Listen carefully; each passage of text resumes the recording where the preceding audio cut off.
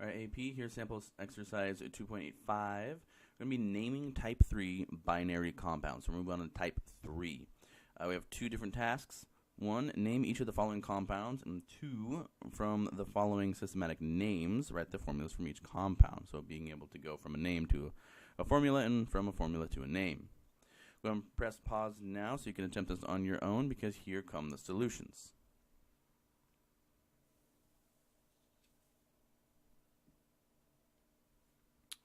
So for number one, PCl5, there's only one phosphorus, and so I do not include the mono because it's the more metallic.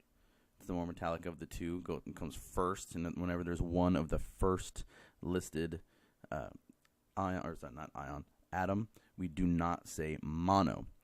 There's going to be phosphorus. There are 5 chlorides, and so I have to communicate that some way, and I'm going to do that by saying pentachloride. So phosphorus pentachloride. Very similar to that, we have PCl3. Again, there's only one phosphorus, but phosphorus is listed first, so I don't say the mono. I need to communicate that there are 3 chloride ions. How do I do that? I simply add the prefix tri, so phosphorus trichloride. C, SO2. Okay, sulfur is the more metallic between sulfur and oxygen, so we're going to list sulfur first. There's only one sulfur atom, so we do not include the mono there. But there are there's 2 oxygen atoms, so we say dioxide, referring to 2. Now moving from names to formulas. Sulfur hexafluoride. Now I see in sulfur it's listed first, and there's no prefix, so that indicates that there's only one of those atoms. So just one sulfur, one S.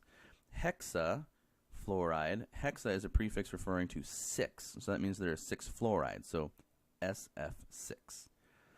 B is sulfur trioxide. Again, no mono in front of sulfur, so that indicates that there's only one sulfur atom. But there must be 3 oxygen atoms, so SO3. And lastly, something that you probably know just off the top of your head because it's mentioned so much in common conversation, carbon dioxide. There's no prefix in front of the carbon, so that indicates that there's only one carbon atom, but the di in front of oxide indicates that there are 2 oxygen atoms, so CO2.